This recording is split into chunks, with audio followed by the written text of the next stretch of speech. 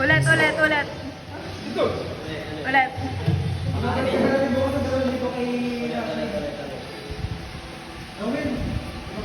Tagal!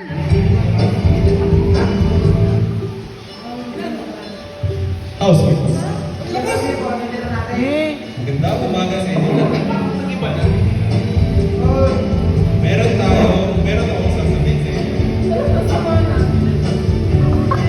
Hard minute. Pinapapunta kita sa confession room. Hard. Sabi ng mga housemates mo, tanghali ka na daw gumising. Alas 10 ang normal mong gising, hindi mo nagagawa ang mga daily chores mo, and nagre-reklamo na sila. Miski pagpupugas ng plato, hindi mo magawa. Pag nilinis ng banyo, hindi mo mapupusan ng tahi mo. Kaya babot ako sa desisyon, napatawad ka, ang worst eviction. Ano ka